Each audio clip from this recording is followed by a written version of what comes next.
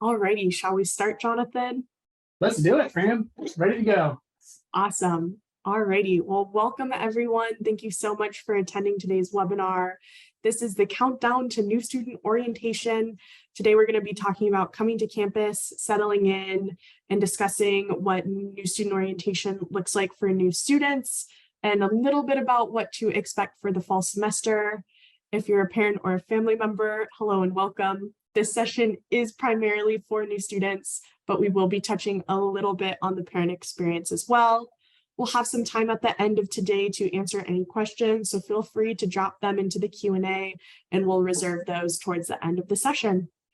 And with that being said, I'll introduce myself. My name is Francesca Span. I use she, her pronouns. I'm an alum of the college, and I direct new student orientation. Hey everyone, I'm Jonathan Mance, he, him pronouns, and I'm our director of the first year experience. And we're so glad to have you with us this afternoon or this evening. With that being said, we'll jump right into it. All right, so speaking of parents and family members, well, first of all, for everyone, 2 weeks from today, we are kicking off new student orientation. We're very excited. We welcome all our students back on campus. We're already starting to see some of our athletic programs who are competing in the fall starting to trickle onto campus. Campus is getting active again, and we're getting very excited. 2 weeks from now, August 30th, at Wednesday, parents and family, as you are coming to campus to bring your student here, we hope you will join us for parent and family preview. More information can be found on our website, and we'll drop that in the chat box in just a minute. So if you haven't registered for parent and family preview, we encourage you to do so. We'll have some events that Wednesday. You'll be part of the welcome event that all our new students are a part of that Wednesday afternoon. And then we have a day full of programs just for parents and family on Thursday, including an opportunity to hear from our president, as well as other administrators of the college, as well as hear from current students. So if you're curious about what your students can experience at Lewis and Clark, or want some more information about Lewis and Clark, or you're just not ready to say goodbye quite yet, come to parent and family preview. We'll be excited to host you for that Wednesday and Thursday. Again, more information is now in the chat box, so please go there to register, as well as see the schedule of events. We hope to see you in 2 weeks.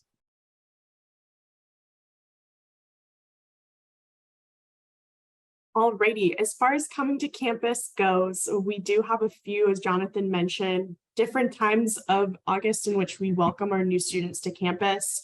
We've already been welcoming some of our fall athletic team members into the residence halls. They settle in a little bit early for their sport practice needs.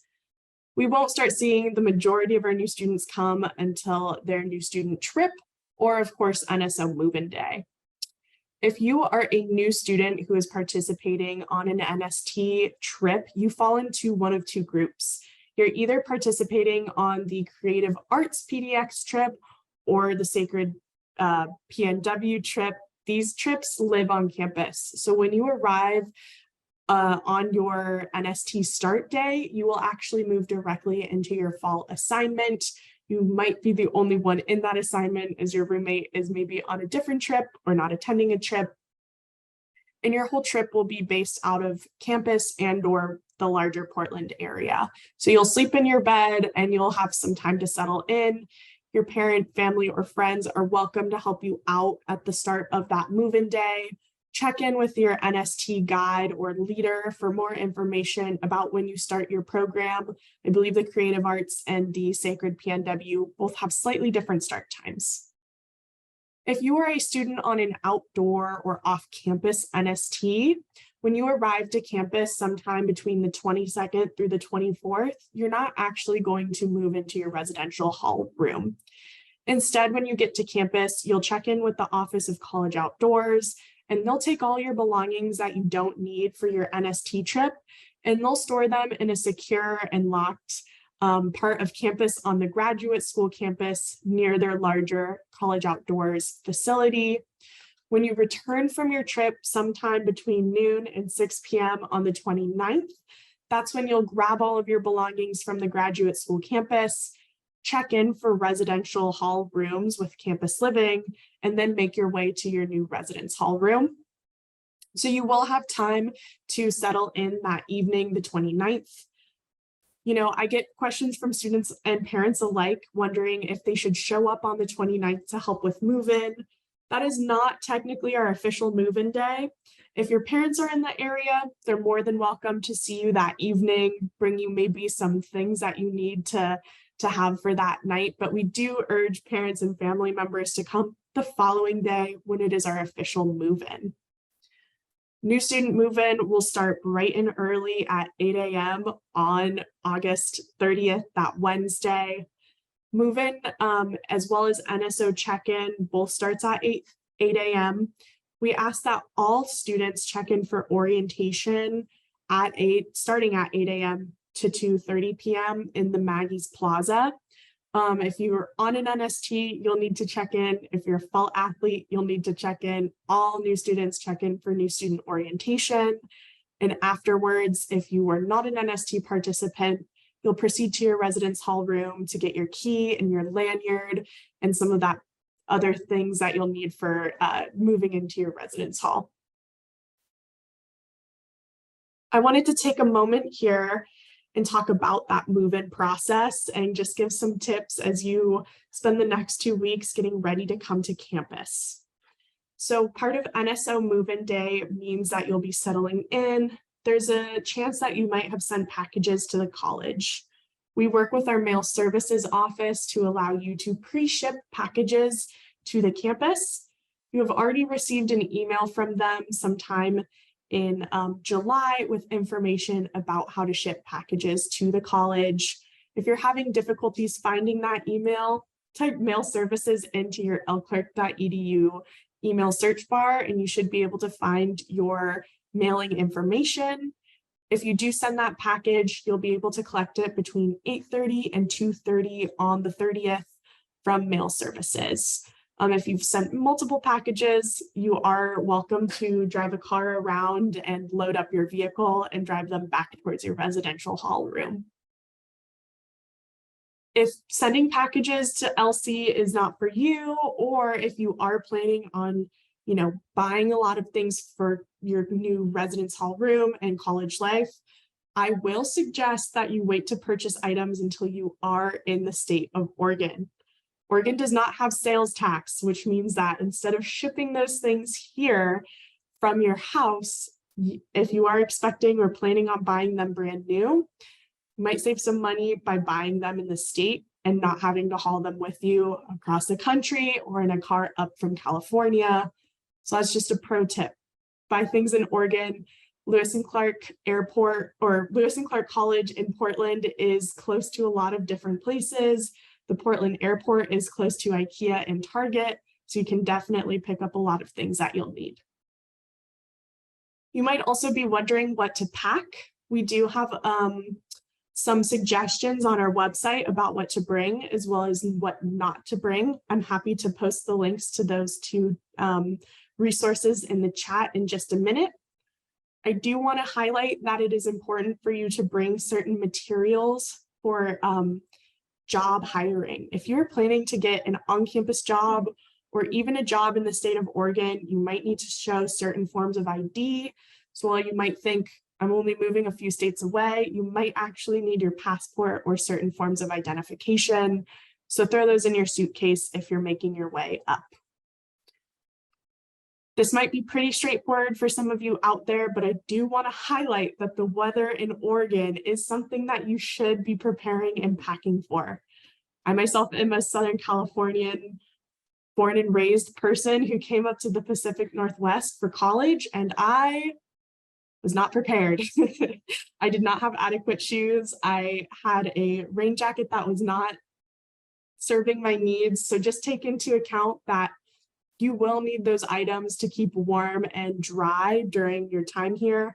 September is a rather dry month, but October is when we do see rain start to come.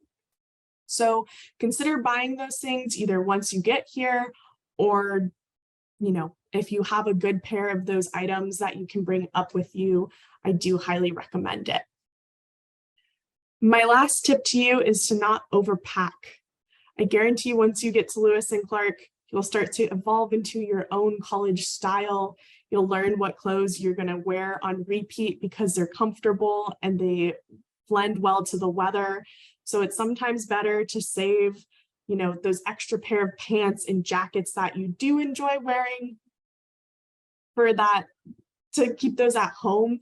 We have a lot of thrift stores and vintage stores and shopping locations here in Portland. I guarantee you're going to participate in buying some things for yourself.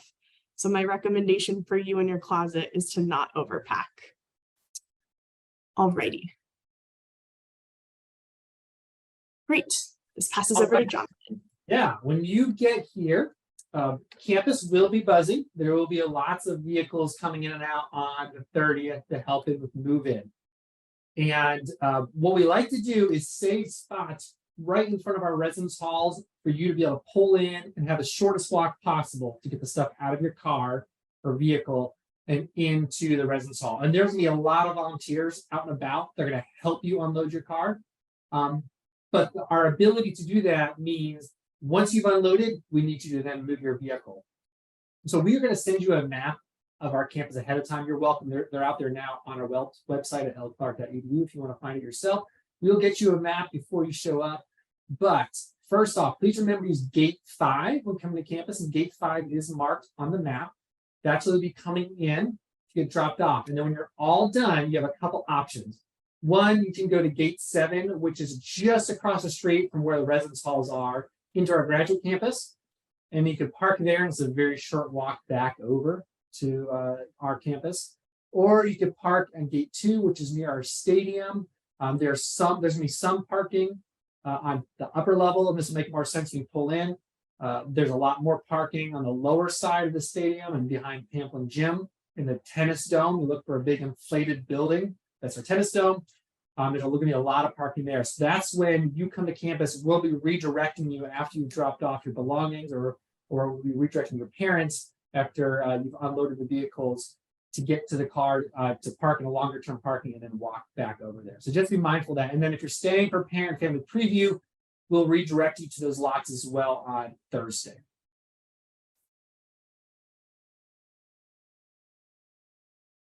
Alrighty. Once you do get here on Wednesday, welcome day, we wanted to highlight a few other things that are happening as you are making your way to campus. NSO check-in, when you turn into gate 5, you're going to cruise all the way down and you'll make your way to Maggie's Plaza. There will be some parking nearby. There are also parking spots, like Jonathan mentioned, in front of residence halls. You might find it easier to find and park in front of your residence hall, walk your way over to the Maggie's Plaza, and then make your way back over to your residential hall. Maggie's Plaza is right in the heart of residential campus, so it's not too far of a walk. When you check in for NSO, you'll get your welcome packet and an NSO t-shirt, and I believe we also have a gift from the Office of Sustainability when you arrive on campus. If you're a parent or family member, we'll also host parents and family preview check-in at the same location. After NSO check-in, when you make your way back to the residence hall room, as I mentioned, you'll get your key, your lanyard, and your ID card. There are some students who did not submit their ID card photo on time. If you are one of those students, you will need to walk to the campus safety building to create your ID card so you are able to tap into the dining hall for meals. I do want to mention as well that on this move-in day, we do keep all of the doors in the residence halls open, so you don't need to be swiping or tapping into the halls every single time you're trying to take a package in. This just makes it easier for your experience of getting things in and out of the residence halls. We'll also have a lot of recycling bins and trash bins around for you to throw items and garbage away as you start unwrapping and unpacking different things as you settle in. And then from there, we get into the rest of welcome day. I've had welcome day, or the rest of that NSO move-in day, described to me as kind of conference style. And what that looks like is that we have a lot of different opt-in events happening between 8 a.m. and 2:30. You're able to stop in with different offices, meet different staff and faculty on the campus if they work in those offices. We offer campus tours and library tours and sports center tours. The dining hall is open to eat in for parents and students. And there's a few other fun things that happen on and off throughout the day. A full schedule of the day, not only this day, but the rest of orientation, is available on the website if you are interested in knowing what's in store.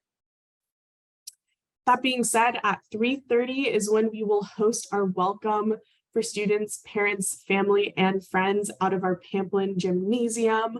All of the new student orientation staff members from the college, the president, the vice president, the dean will all be there to welcome students to Lewis and Clark. At 4 p.m. is when we will release students from the gym to go meet up with their new student peer mentor and their orientation group to have that first group gathering, getting to know each other, icebreakers, and settling into the orientation schedule.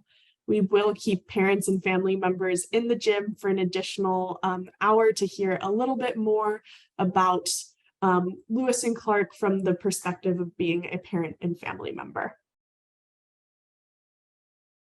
All right, so let's talk a little bit about what a new student peer mentor is. Students, you likely have already received some communication from your new student peer mentor. And if you have no idea what I'm talking about, check your Lewis and Clark email, because likely you have a message waiting there from that peer mentor. But this is a current undergraduate student that will be undergoing multiple days of training coming up. So they'll have gone through a big extensive training process before you arrive. And their purpose is to help welcome you to the college and help you be successful in your first semester here. So they're going to lead your new student orientation small group throughout orientation. So you're going to have that guide the entire 4 or 5 days of orientation.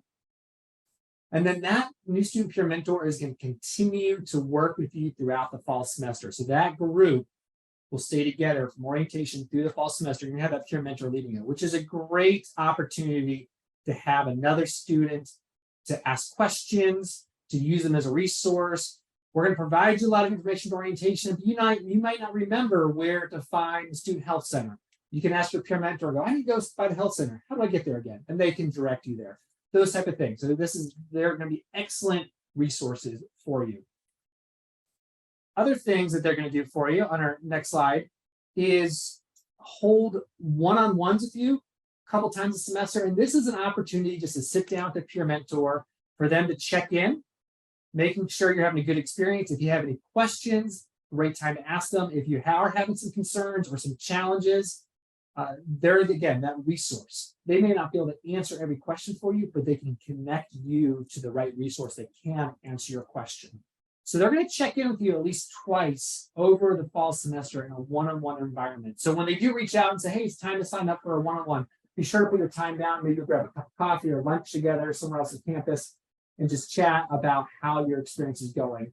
Because we know college is a big transition, particularly if you're coming from anywhere out of this area. It's a new place in the country, or if you're an international student, a new place in the world that you're living in. So take advantage of these peer mentors to help you have a good transition, a good experience here.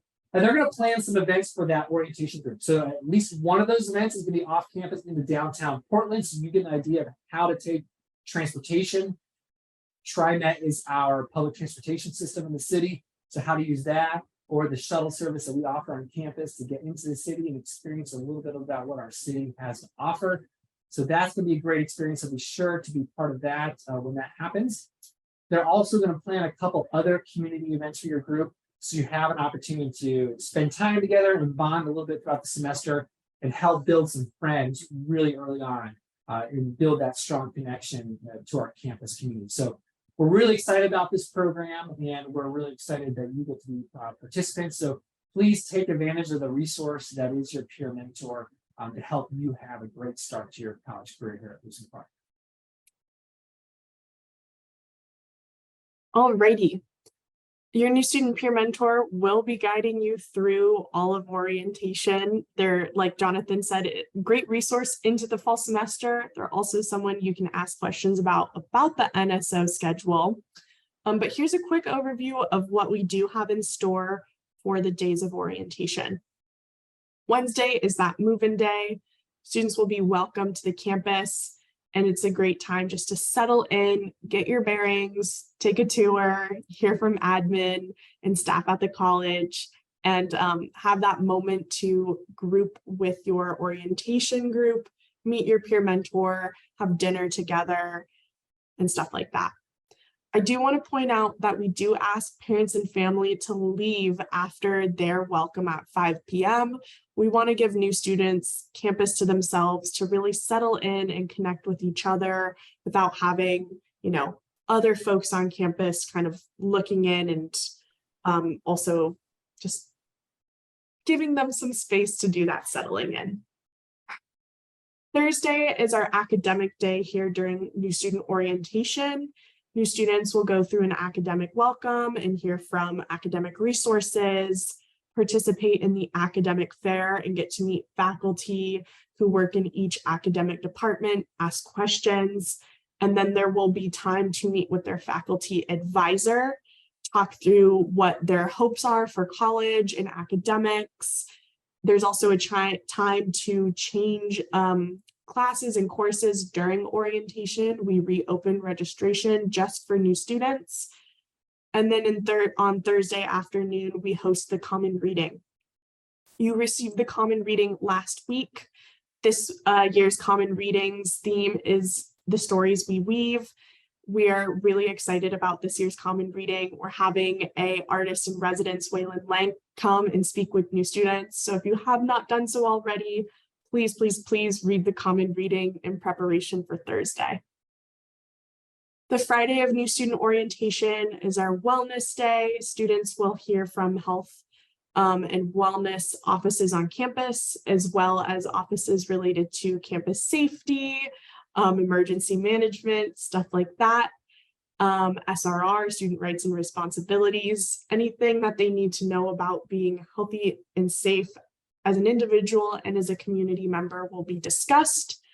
And we'll also give new students an insider tour where they're going to be able to take a tour of campus with their peer mentor and their NSO group to learn about the office resources that we have available to them, places they should be able to recognize and identify as a student. And we're also going to have some special content related to art on campus on that day as well. That brings us to the weekend. We do have programming on the weekend. It's one of the few times during college where you will have requirements on the weekends, although prepare yourself, in college you will be working on weekends as well. But Saturday and Sunday, depending on your orientation group, you'll participate in Service Day. We partner with our Center for Social Change and Community Involvement to host Service Day.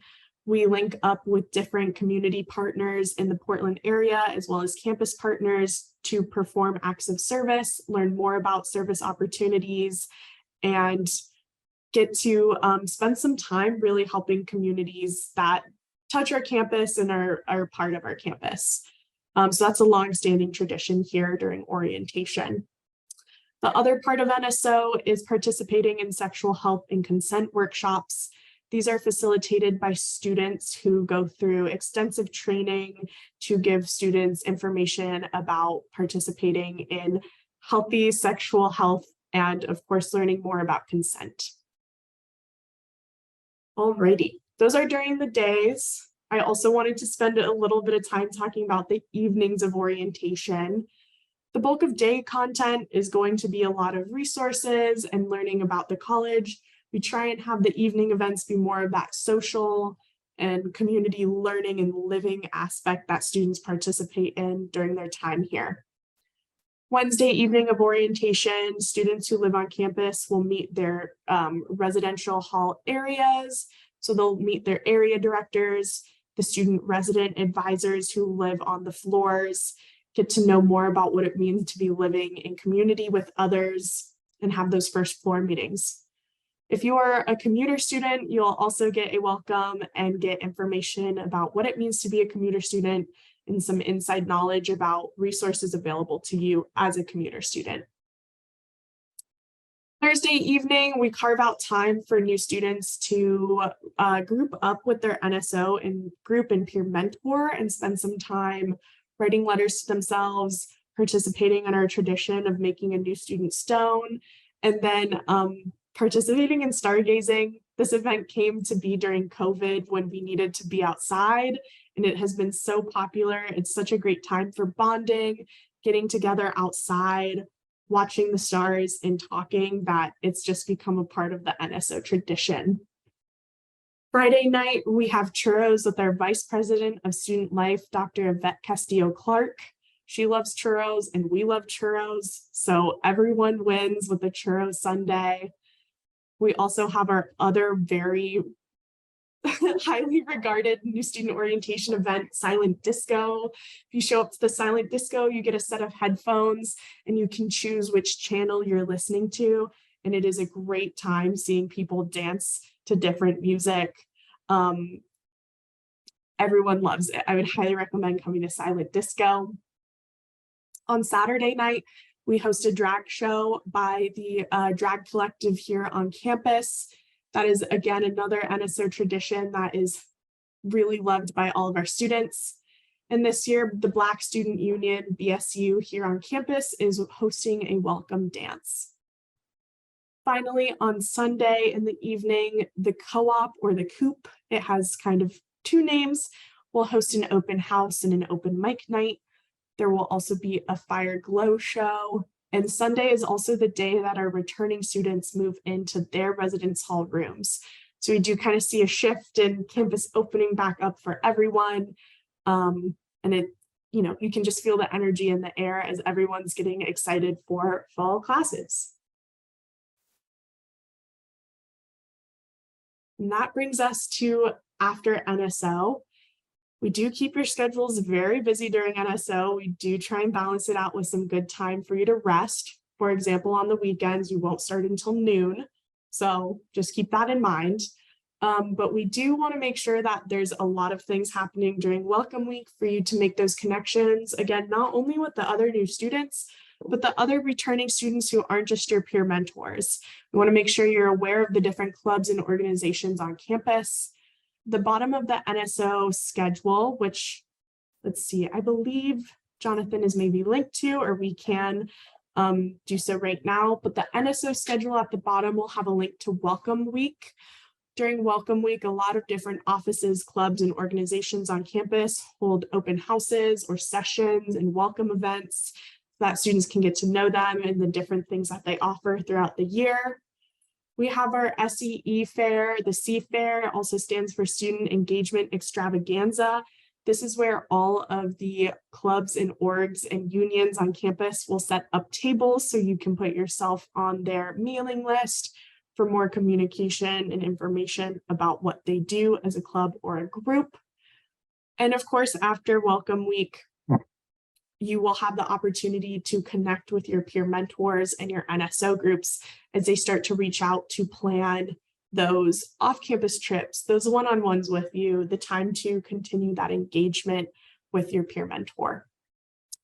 And finally, I just want to give a quick plug. I know it comes up for students is when is Homecoming and Family Weekend, and that is going to be at the end of October. So if you have family or friends who are able to come to Oregon, that is a great weekend to do so. It marks kind of like the midpoint in the semester. The weather has changed. We're in full fall, leaves dropping. It's really lovely outside. So just wanted to put that on your radar as well. All right, Fran, we got a couple questions. Some have been answered already in the chat. A couple I want to get your perspective on too before I answer them. One, a student submitted their photo 1 day late for ID cards. Do we think it will be made yet, or they still need to go by to campus safety office? That is a great question. There was an earlier deadline for completing your student ID photos in the summer, and we have been accepting rolling submissions. If your student was able to get it in before the end of the day on August 11th, it should be at their residence hall room. If it came in after that date, we cannot guarantee it. If your student's card is there during check-in, they're all set. If it's not there during check-in, then they will need to go down to the campus safety building. Great. Second one, I would just double check too with you is, sorry, I lost my track. Here we go. Will we have dollies or trolleys available outside the residence hall rooms? I don't think we do. For move-in. I know we'll have a lot of volunteers though to help pick up the fridge if they're bringing one or heavy boxes. We'll have folks there to help you move in. We don't actually have any hand trucks or dollies or anything. That is correct. We do have a lot of legacy residence halls that were built in a time where ADA accessibility was not quite a thing. So there's sometimes some weird steps and angled hallways that do not lend themselves to a lot of those larger trolleys that you'll see at other campuses for their move-in, which is why we do try and have such a presence of volunteers available for move-in help when new students come. That being said, there's never more than a flight or two for stairs when it comes to bringing things into the room, and a lot of them are pretty much level with the entrance into the building. For that same reason, we really don't have many residence halls that first-year students can live in that have elevators. Only our upper level housing has elevator features in them. So don't expect that when you do come to campus for move-in. Yep. And then our next question was about yesterday and today's webinar. I'll put a link in that response to our previously one. We haven't posted yesterday's yet, a recording of it yet, but yesterday's was about health, wellness, and counseling. Is that right, Fran? Yes. And then today's was countdown to NSO. So part of that question too is about mentors, and that's related to the new student peer mentor. If you're a student, check your college email address. You should have an introductory email from your new student peer mentor by now. We sent out their groups a little over a week ago. If not, please email nso@elkhart.edu and we'll look into that. But I'm going to put in the response and just now a link to where our webinars are, and all the previous ones that we've had are posted. You can rewatch. We don't have yesterday's posted. We'll get that up there, and we're going to get today's when it's done. Post it as well. And next question. If our student is moving in on Tuesday the 29th, can we spend the evening with the student off campus, i.e. dinner? Yes, you're welcome to take your student off campus. Now that if they're moving in on the 29th, that probably means they're part of a new student trip. So all the other new student trips will be moving in that same time. So I would just say, be mindful. Your student will build friendships with their new student trip. That's an excellent opportunity to make friendships. And so I wouldn't be surprised if your student decides they really want to hang out with those students, because all those students would be just them living on campus that night. So just be flexible. If your student says, I'd rather stay around campus, or maybe they want to eat dinner with you, then come right back and hang out with their new friends. That'd be my only advice in setting your expectations. But there's nothing preventing you from taking your student off campus and dinner. And I will just on that note mention that if you are on campus for Thursday, the second day of Parents and Family Preview, we do host a goodbye dinner for students to eat with their family and friends. So if you are hoping to have one of those final meals together before you depart Oregon or Portland in specificity, just take note that Thursday there is that time to have a meal with your student.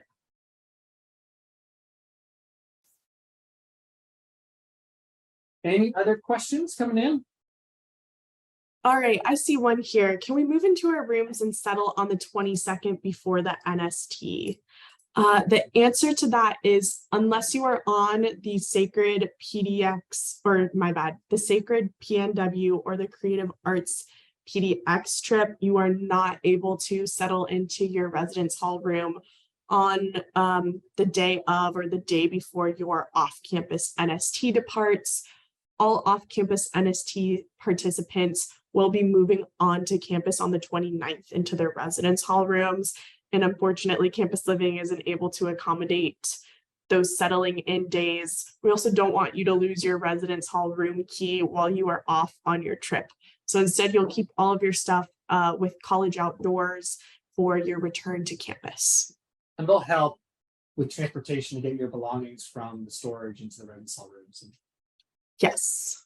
You will not have to be hiking across campus with your things. Great questions, everyone. Anything else we can answer for you?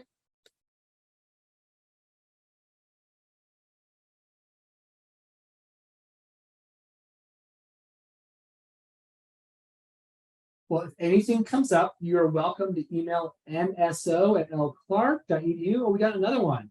Will there be a rush on laundry rooms when NST students get back? Well, that's a great question, Beth. That is I'm a not great student. I don't question. know. Do you know, Fran? Not from what I have seen, or my understanding of students, usually there's probably some students who are trying to get loads of laundry done upon their return. But since students on NSTs are living throughout all of the residence hall on campus, there are a lot of laundry facilities, and they will have access to those facilities before the returners are back on campus and before the other half of new students are on campus. So even if there was a rush for laundry machines, we have so many within the residence halls that it should not be too much of an issue to find the time or just open machines to do that laundry. Here's another one. Yeah, there's So one in the students, chat. yeah, There's here one in the chat real quick that came in while you're speaking, Fran. Will there be help for move-in on August 23rd for the on-campus NST students? Yes, we are having some volunteers for the NST move-ins, and so there will be some help going on the 23rd. Yeah. I see another one here. So students coming back from new student trips will need to have, at minimum, the basics to settle into rooms until parents help them stuff on 8:30. So it really will depend on what your student comes with when they get to campus. They should have those basic items with them if you are planning to return on 8:30 with the majority of their items. I believe students usually pack a pillow and some sheets with them and some clothes. And if they do have a family member, usually those family members are coming on the 30th with those things. But if you're like a different parent here who's in the chat, you could drop off some of those linens after the NST, and you can just coordinate that with your student.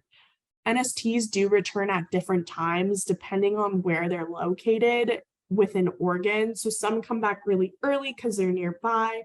Some are further away and just have a longer travel time. So I would just keep in some kind of communication with your student. Asterisks, their phone might be dead. If they have been kayaking or backpacking or hiking for a week, we do see a lot of them come back to campus with a dead cell phone battery. So if you're not hearing from them on their return from their NST, I promise you they are okay. They just probably do not either have cell service or any more battery on their cell phone, but they'd be able to email you or call you or text you when they do get back to some kind of Wi-Fi and charging. All NSTs should be back by 6 p.m.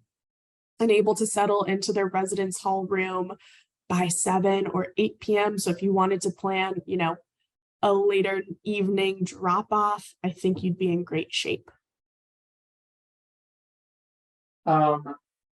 Couple questions coming in too. Will international students be able to go to town during ISO, International Student Orientation?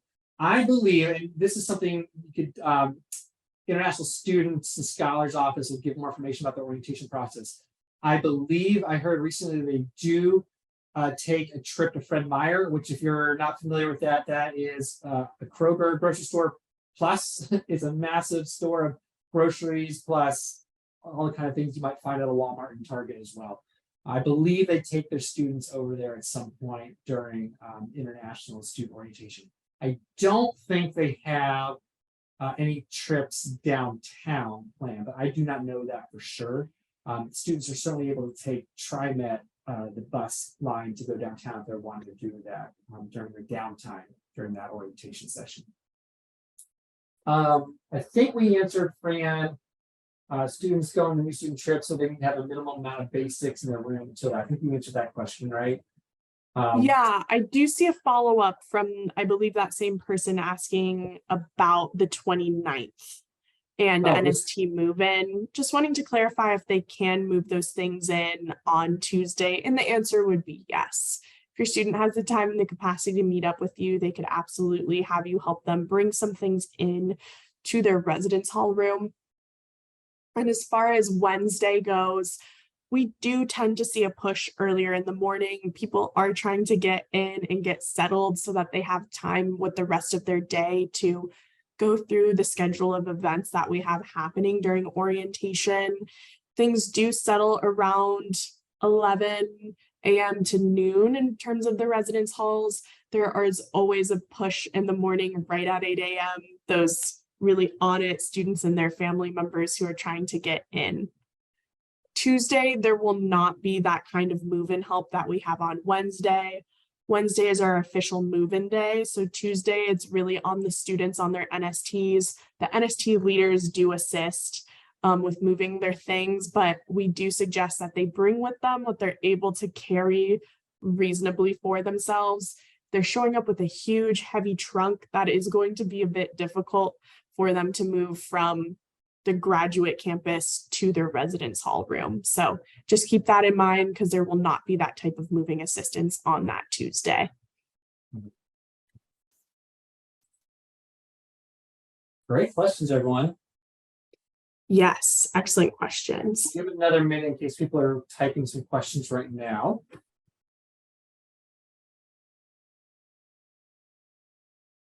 This is making me excited. I remember being a new student and like the anticipation of moving in and seeing my room and checking in and exploring a new space. I can't believe that we're starting so soon. Yeah.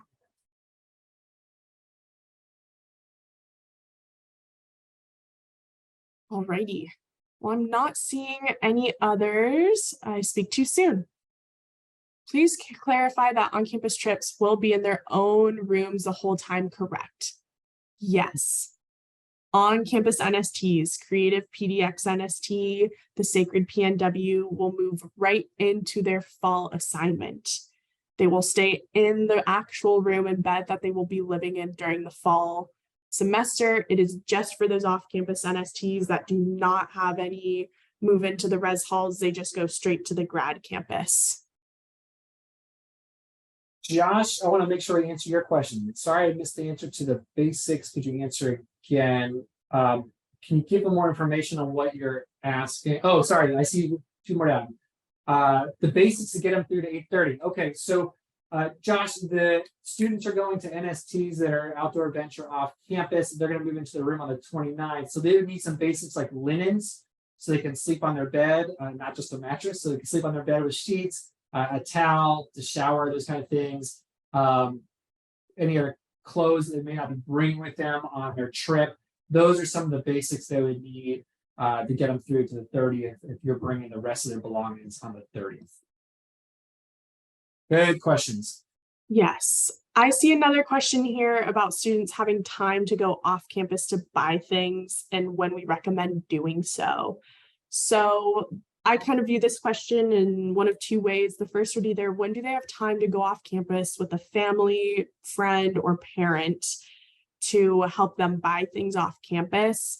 And the best time would be during the day on Wednesday, the 30th, between 8 a.m. and 2:30 p.m. If you're settling in and realize you forgot some clothes hangers or, a laundry hamper, for example, trying to get off campus and back before 2:30 would be a good time to do so. Once we hit 3 p.m., students will be very busy throughout the day, and the same goes for the following day of orientation because it's academic day. Students will be really quite involved with settling into some academic information, and we do not recommend that they go off campus.